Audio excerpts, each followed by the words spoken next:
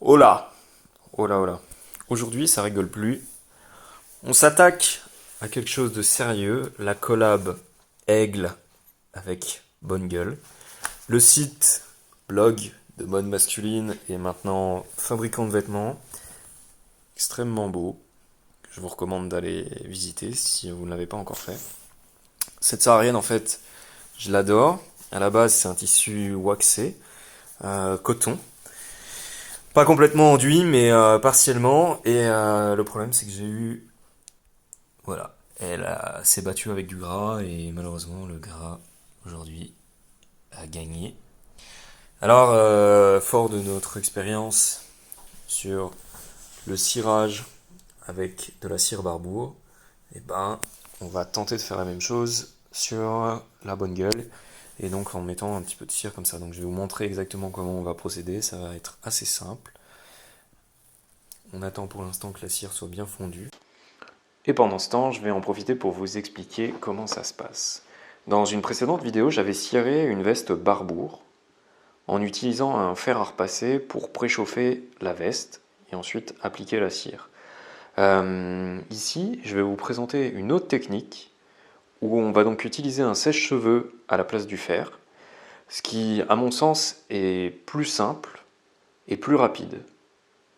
Et aussi potentiellement plus propre, surtout si c'est la première fois que vous effectuez un cirage.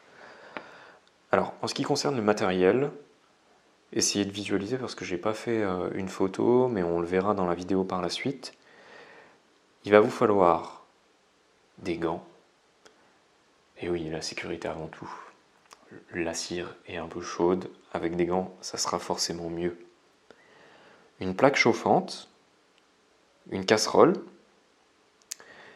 de la cire Barbour. En fait, c'est trois choses, la plaque chauffante, la casserole, la cire.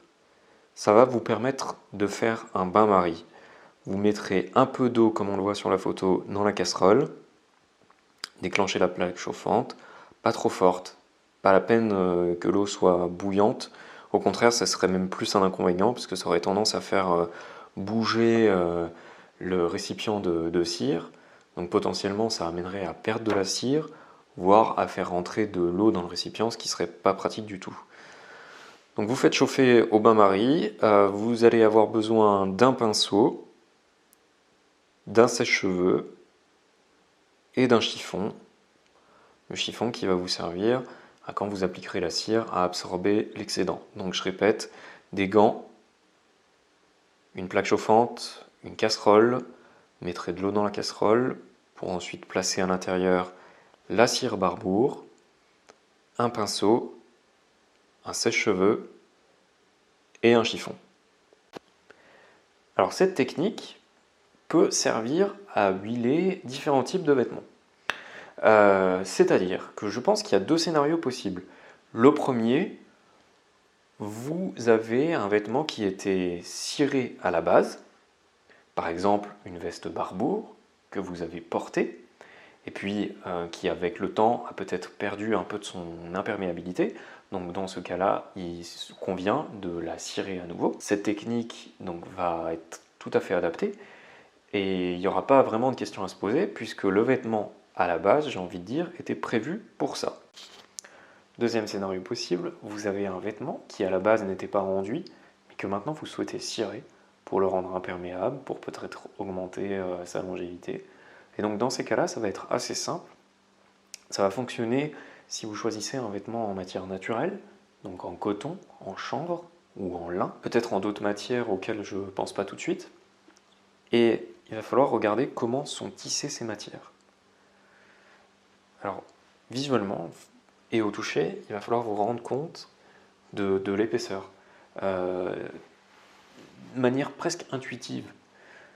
Si le tissage a l'air robuste, épais, j'ai envie de dire, allez-y, quoi. Vous avez toutes les chances que ce soit bon et que ça puisse recevoir la cire. En fait, le principe, c'est que ça soit suffisamment tissé de manière épaisse et serrée pour que la cire reste en surface et n'aille pas complètement traverser le vêtement, n'aille pas ensuite arriver au contact de votre peau, voire au contact de la doublure. ce qui serait pas forcément agréable, ni joli si jamais ça tache la doublure. Donc voilà, je vous conseille bien sûr d'essayer, si c'est la première fois pour vous, avec des vêtements pas forcément auxquels vous tenez absolument. Comme ça, si vous avez un petit doute, ben, ça va vous permettre d'appréhender un peu mieux la technique. Et si jamais vous avez un résultat qui ne vous convient pas forcément, ben, écoutez, ça ne sera que d'une moindre gravité. Et ensuite, pour les étapes, c'est assez simple. Première étape, donc il va falloir placer la cire dans le bain-marie pour la faire fondre, parce qu'à température ambiante, la cire Barbour est solide et c'est beaucoup plus compliqué à appliquer que quand elle est chauffée. Ok ? Donc, vous mettez la cire dans le bain-marie, vous attendez que ça soit complètement fondu. Ensuite, vous allez préparer votre plan de travail, donc avec les précautions nécessaires en termes de propreté. Moi, par exemple, là, je mets un carton en dessous, comme ça, s'il y a des gouttes qui tombent, etc., j'ai pas de risque que la cire aille éventuellement tacher la table. Vous prenez la veste, vous l'étoilez soigneusement, et ensuite, avec le sèche-cheveux, vous allez commencer par une certaine partie, ok ? Moi, je vous conseille de faire par petits morceaux. Prenez par exemple, voilà, ici on voit les poches, vous prenez un petit peu plus que la taille de la poche, vous commencez à chauffer, ok, avec le sèche-cheveux, puis vous allez prendre la cire juste en trempant en fait la pointe du pinceau et commencer à étaler comme ça sur l'endroit préchauffé. Et vous allez voir que ça s'étale très très facilement. Et l'avantage avec cette technique-là, c'est que on chauffe un petit peu moins qu'avec le fer à repasser. Donc la cire va pénétrer en fait également un peu moins. Et j'ai envie de dire, il n'y a pas d'intérêt à ce qu'elle pénètre très profondément dans le coton, voire même c'est mieux, parce que ça va éviter qu'éventuellement elle aille trop profondément et même qu'elle aille tacher votre doublure. Alors que là, avec le sèche-cheveux, ça va vraiment rester en surface et donner un résultat homogène, tout en étant très très facile à appliquer.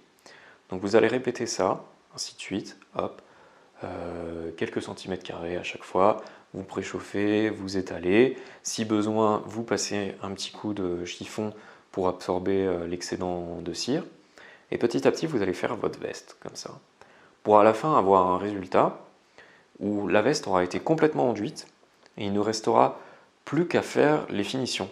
C'est-à-dire que, par exemple, vous allez remarquer que vers les coutures, vous allez avoir certains amas de cire. À ce moment-là, il faudra passer le sèche-cheveux pour les faire fondre et qui s'imprègnent. En fait, d'eux-mêmes, ils vont souvent s'imprégner dans la couture, ce qui est très bien. À ces mêmes endroits, il va falloir regarder si la couleur est bien homogène. Si elle n'est pas homogène, souvent c'est l'indicateur que ça peut manquer d'un petit peu de cire. Donc dans ce cas-là, il faut en ajouter, tout simplement parce que c'est également les endroits les plus sensibles. Là, je parle toujours des coutures, c'est-à-dire que typiquement, ça va être là où l'eau va avoir tendance à rester et donc à s'imprégner plus facilement. Donc il faut que ce soit bien imperméable. Et pour ça, que ce soit bien ciré. Cette opération, bien sûr, elle est valable pour l'intégralité de la veste. C'est-à-dire que si à un endroit, voilà, vous voyez qu'il y a une certaine inhomogénéité dans la couleur, bah à ce moment-là, vous reprenez votre sèche-cheveux, vous rechauffez, vous remettez un petit peu de cire et vous assurez que voilà, on arrive à un résultat homogène, à peu près monochrome, quoi. Ok ? Et donc le résultat final, ça va être en numéro 1 d'avoir donc un vêtement qui va être imperméabilisé, qui va résister à la pluie. Deuxièmement, ça va permettre d'avoir un changement de couleur. En général, le teint va changer. Enfin, ici, si on regarde ma veste Bonne Girl, en fait, elle est devenue plus foncée. Je trouve que le résultat est assez intéressant. Quand on la voit en vrai, à la lumière du jour, en fait, c'est comme une sorte de marron très clair, presque rosé. Et la couleur a finalement un aspect assez profond, qui est très joli, quoi, tout simplement.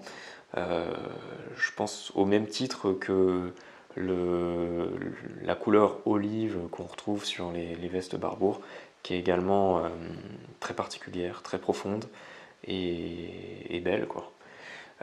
Troisième résultat, c'est que de huiler le vêtement, ça va lui apporter une bien plus grande résistance à l'abrasion. L'abrasion, en fait, elle vient des frottements. Et donc, une fois huilé, en frottant, finalement, vous allez moins érafler la matière. Et ce qui va se passer, c'est qu'au contraire, le vêtement, au lieu de s'érafler, va avoir tendance à se patiner. Et ça, je dirais que en plus de la couleur, c'est vraiment le bonus, parce que ça va apporter quelque chose d'unique à votre vêtement. C'est-à-dire qu'il va garder en mémoire un petit peu les traces du temps, des différentes choses comme ça que vous allez traverser. Si vous passez voilà, dans des endroits, si vous allez dans les bois, etc., les ronces, donc les ronces vont apporter leur marque, là où ça va frotter, ça va apporter également sa marque, et puis petit à petit, vous allez avoir des résultats qui vont donner des nuances de couleurs très intéressantes, au même titre qu'un jean qui se délave, là on va avoir une sorte de patine très très particulière, unique pour votre vêtement. Et à titre personnel, je trouve que c'est le côté très charmant du coton huilé. D'avoir ce côté du vêtement qui s'embellit en vieillissant. Donc voilà, la vidéo est terminée. Écoutez, je vous souhaite de belles expériences avec le coton huilé. Je précise bien sûr qu'on n'est pas obligé de se cantonner aux vêtements. On peut également huiler des accessoires qui eux aussi vont acquérir leur patine particulière et en général tout aussi charmante qu'avec des vêtements. Merci d'avoir visionné la vidéo et puis je vous dis à bientôt.